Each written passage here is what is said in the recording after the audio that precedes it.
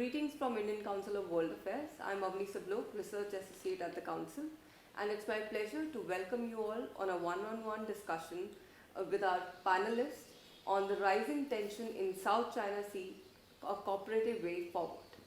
We have with us Ambassador Ashok Kantha, who is a distinguished fellow at VIF and a former ambassador of India to China. Sir, how do you see the events unfolding in the future in the South China Sea region? Will there be a status quo, or should we expect more aggression from China? Also, what would be the likely Indian responses to the developments in the region? Your take, sir. No, first thing we have to appreciate is that the status quo has been upset in a very major manner and deliberately by China since 2013 in particular. Between end 2013 and early 2015, they reclaimed so-called islands or artificial land features amounting to about 3,200 acres in South China Sea. And then subsequently in 2015, President Xi Jinping publicly gave assurance that China will not undertake militarization of these land features in the Spratlys or Nansha as they call it. This was done in fact in a joint press conference, the US President in the White House. But beginning 2016, they have militarized these land features on a massive scale. You have 4 airfields which can take the largest aircraft in PLA Air Force inventory, apart from all kind of military wherewithal. So they become sort of quasi bases.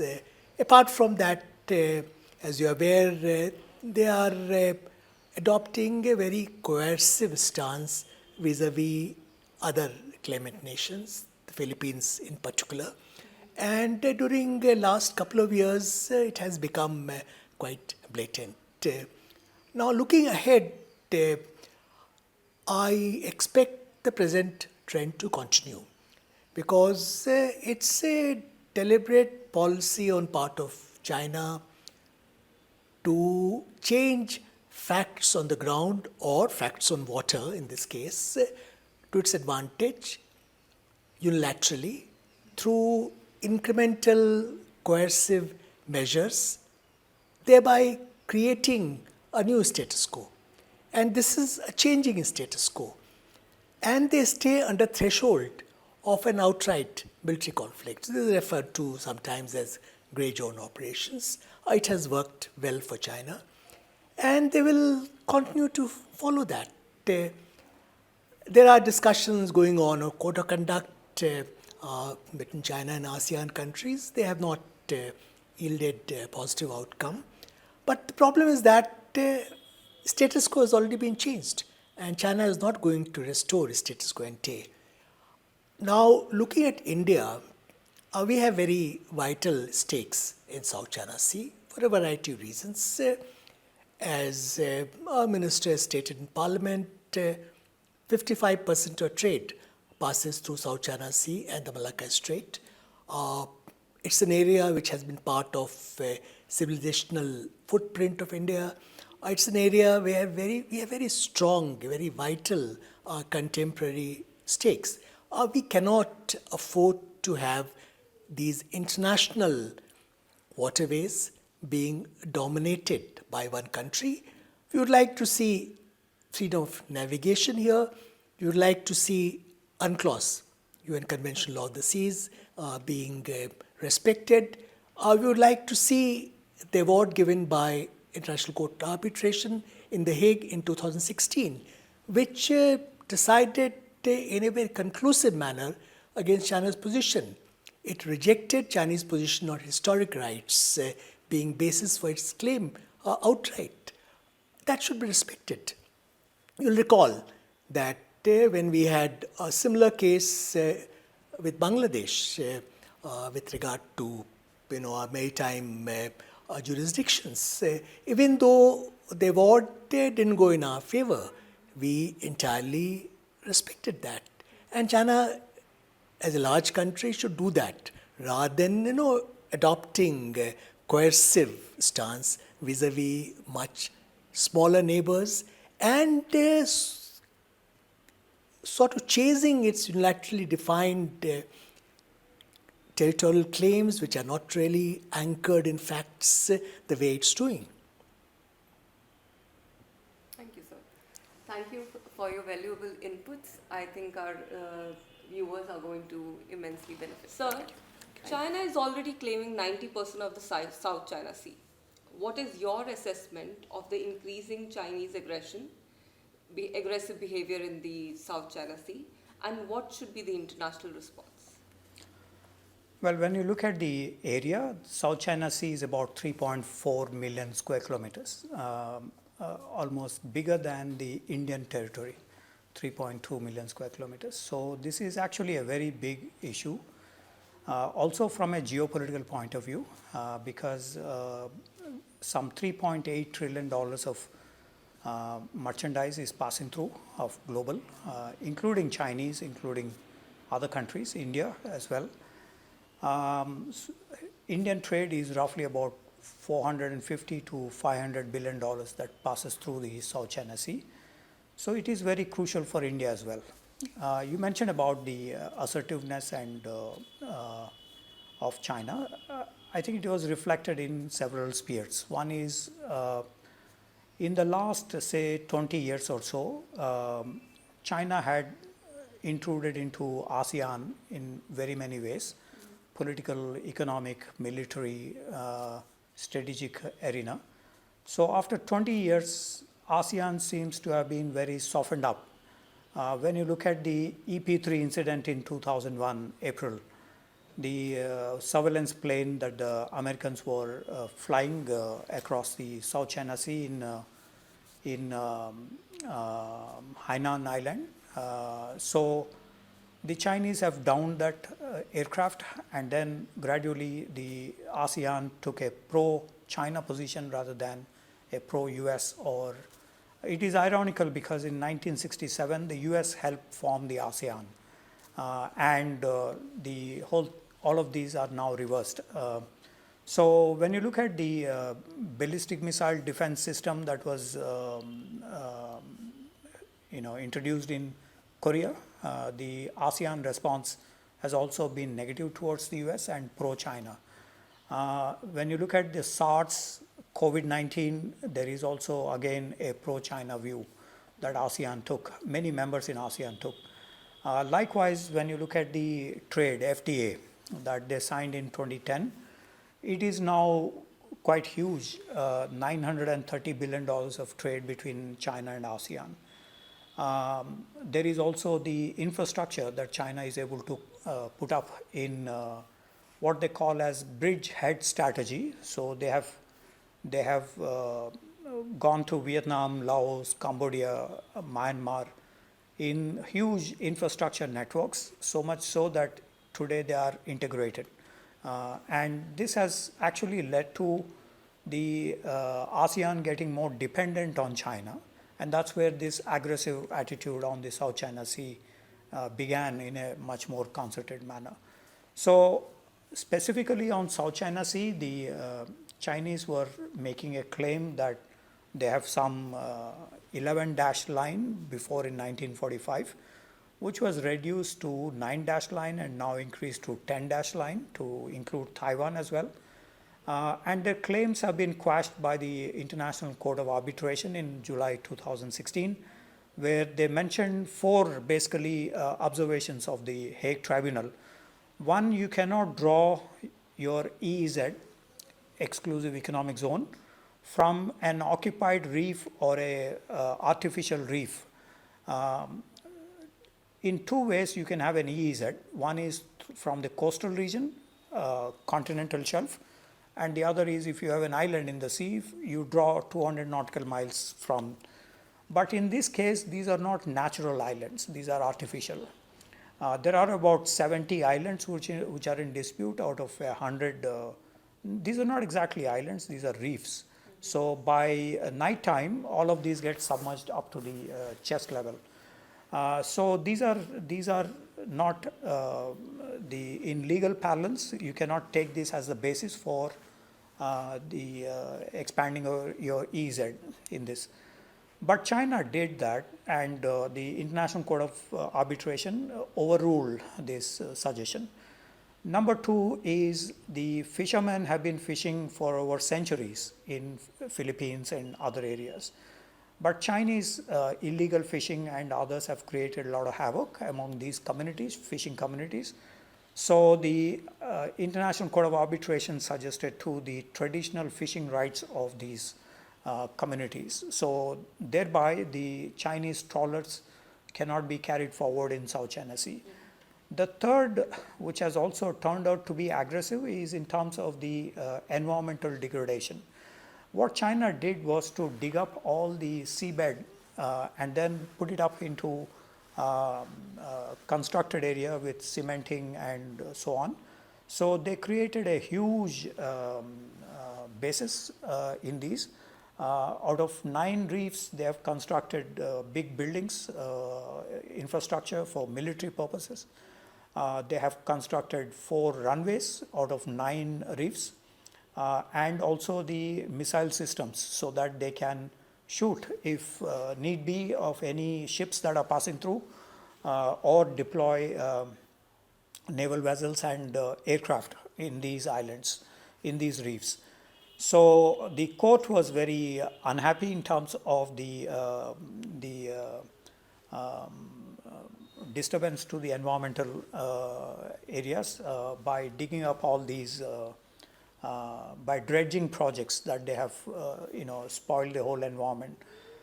So this is another charge that they have made, and so the aggressiveness is reflected in all those aspects.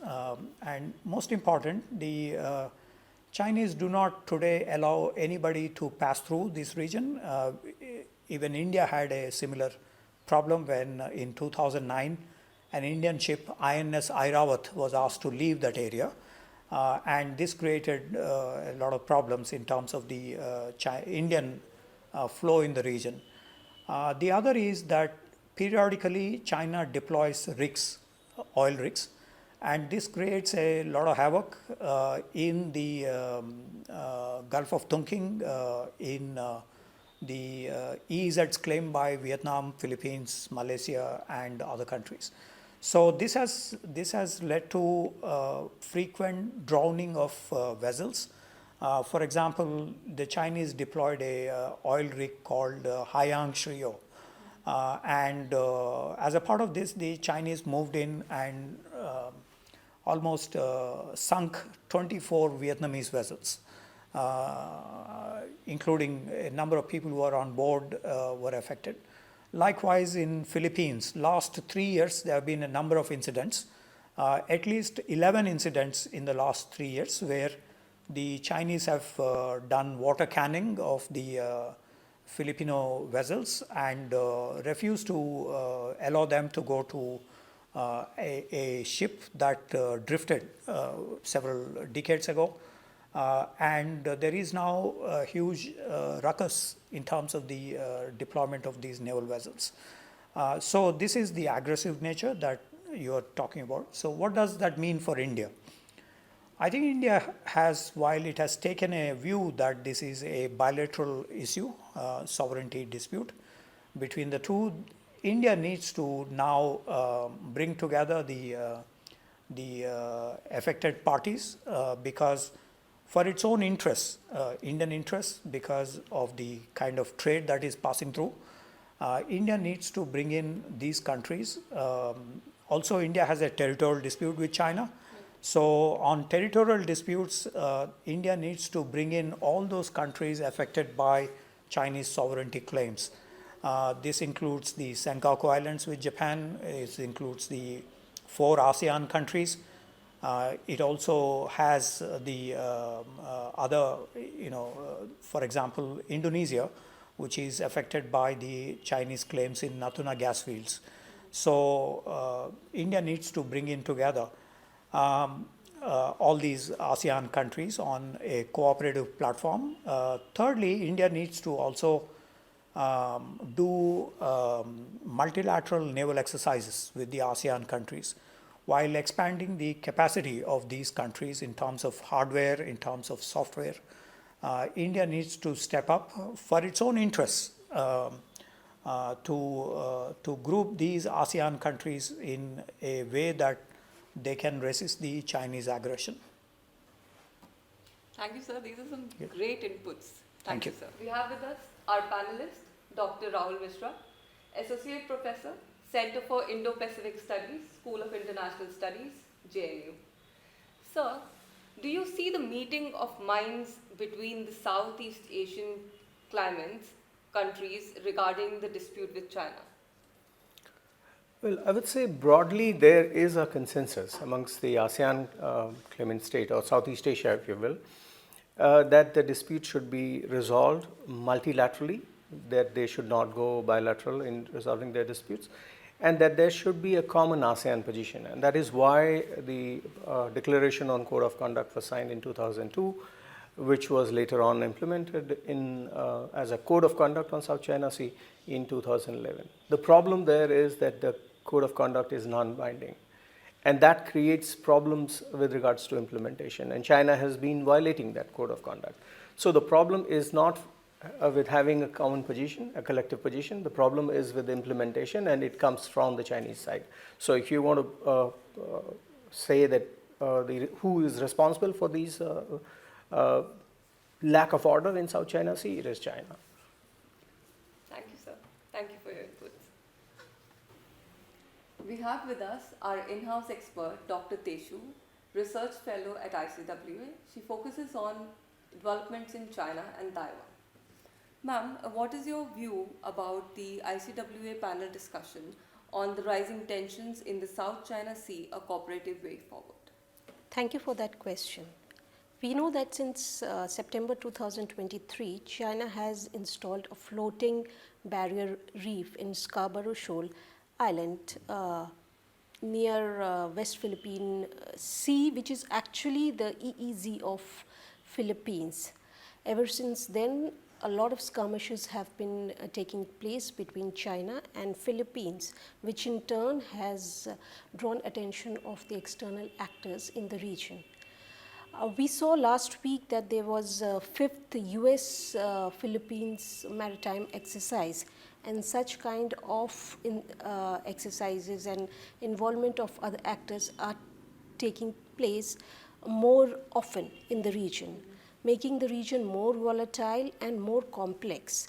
Against this background, I think initiatives like the panel discussion that ICWA is holding is a very good endeavor to understand the geopolitics of the larger Indo-Pacific region and to develop a better understanding of the South China Sea issue, which is a very complex issue. Thank you.